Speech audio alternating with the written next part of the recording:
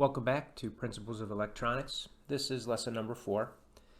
We're going to start a series. Our lessons, next couple lessons, are going to be about different components. And we're going to start with resistors. Resistors are one of the most important components in any circuit design. You can look at any printed circuit board and see multiple resistors for multiple reasons. But we're going to start with those, and as you can see I have a fair amount on the screen just to save time. So this is an important piece and it needs to be understood fairly well. So let's review real quick. In last lesson number 3, we discussed resistance, and the component that we use to create resistance is resistors. I hope that makes sense. It should. And just for review, we measure resistance in ohms, and we use the omega symbol for resistors, or for resistance. Also in lesson 3, we had a water tower that we talked about how water flows out of the tube, and if we change the size of the tube it can restrict water and so forth. So I want to go over that again real quick because it is actually what resistors do. They restrict current. So how do they restrict current? Well, if we go back to our water example, if we took a tube and let's say we just put a little bend in it, you know, kind of similar to water coming out of a garden hose, and you bend it and the water slows down or stops altogether. It's very similar. So if you have water coming through this hose or this tube and you restrict it, you obviously get less water on the other side. But what that actually does is it slows down the complete flow of the water. Sure, you still have a lot of water here, but it's only flowing as fast as what can go through this bend here. So that's very similar to how a resistor works, but instead of water we're restricting current, or the electrons.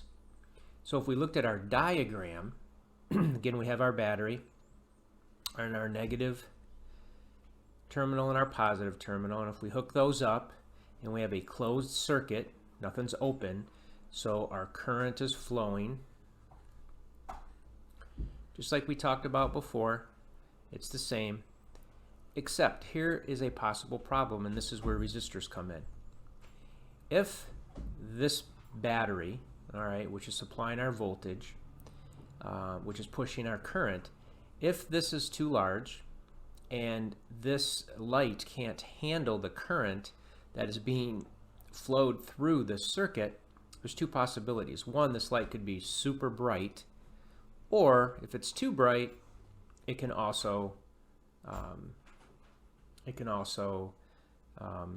burn out.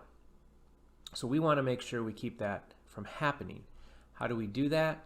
We put in a resistor, and we put in the resistor in line, and that resistor limits or restricts the current. Usually the terminology is limits. So it limits the current going through the circuit, and just like the water that gets slowed down as it's going through that tube, so as the current, it gets limited as it flows through here. So if we put a resistor in there, we'll probably save the light if it's large enough, and it will dim the light.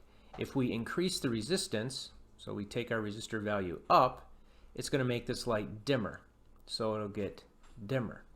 But if we decrease the resistance, our light is going to get brighter, because it's not going to restrict as much current, therefore the light will get brighter. Now, the question really becomes, what value do we use here? And as the designers of a circuit, that's for us to determine. We have to know how much this light can handle, we have to know the ins and outs of our battery. That has to be known first, then we can use some equations and we can figure that out. Now, we'll get into that in a later lesson. But right now, we have to understand how to identify a resistor. And the way we identify a resistor, here's two pictures over here. These are actual resistors, and you can see the colors on them. I'll get to those in just a minute. There is a 4-band and there is a 5-band resistor. I have an example here of a 4-band, and you can see the color stripes, and you can see this little gap. Okay, this is how you read a resistor value, is identifying the colors. Now it'd be nice if they just printed it on there, but this is a very small component. They get bigger, but relatively small components. So they don't print the value on there. Instead, they give us these color codes. To read these color codes, you need this color code chart. This is a very valuable tool. I recommend you have this in your toolbox with you at all times. You'll be referring back to it an awful lot. Once you have read plenty of them, you'll probably memorize this and won't even know you've memorized it. But you should have it in front of you. A lot of places give these out free too, little cards. But let's go through this one, and then we'll go through these other two over here. So our first color band here is an orange. If we go down to our chart, our orange is a 3. So our first color band says that that value is 3. Then we have a red, and our red is a 2. So it's a 2. Now here's where it gets different. This is a 4-band. It's got 4 different colors on it. If it's a 4-band, the third color is our multiplier. It's this row right here. So it is a red. It's a red. Our multiplier is 32 times 10 to the second, which basically is just adding 2 zeros. So 3200 ohms is our value. That's what these 3 bands tell you. Orange is 3. The first red is 2. The next red is how many zeros you add. That's how I like to teach it, the multiplier. The last band is your tolerance. So here it's black. Our tolerance is then plus or minus 20%. So this color here, this resistor, is a 3200 ohm plus or minus 20%. This little gap here, some people say, well, how do I know that's not the first color? Well, you have a gap. And if you look over here, this gap is a little bit bigger than this, and this gap is a little bit bigger than these. That's how you tell which is the front and which is the back, which is your tolerance band. All right, let's look at these. Here's a difference between a 4 and a 5. Again, the red is a 2. This is a violet. I know it's hard to see, but that's a violet color. Violet is 7. And then the third band is a red. I'm sorry, is a brown. Okay, and the brown is 1, which is a multiplier of times 10 to the first, which gives you, really, since brown is 1, I just say we'll just add 1 0.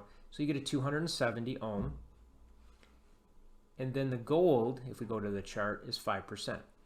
So 270 ohm plus or minus 5%. Now the 5-band, you read exactly the same, except the 4th band is your multiplier. So you have 3 numbers, then the multiplier, then the tolerance.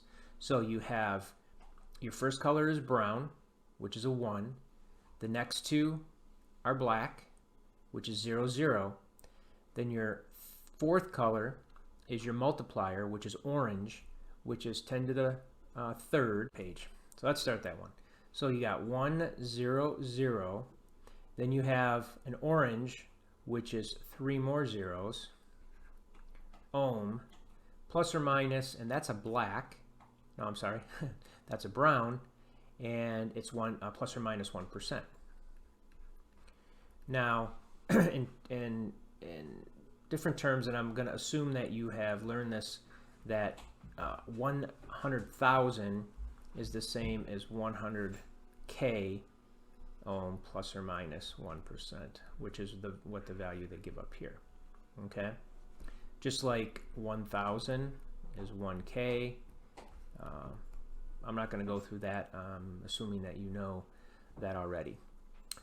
All right, so that's how you read color codes. Now let's recap real quick. Resistors, very important component in all electronic design. It resists or limits current. very similar to how water goes through a hose, and when it's constricted, that constriction slows the flow down. So a resistor, when added, slows the current down, or minimizes or limits the current. We read it by the color codes. We read the value of the resistor based on the color codes on the resistor itself. We can use this chart, very valuable tool, in determining the value of a resistor. And there are 4 bands and 5 bands. You read them the same, except your multiplier is on a 4 band the 3rd color, and on a 5 band the 4th color. All right, if you have any questions, please leave them in the comments. And as always, please subscribe to Sprider Web Education.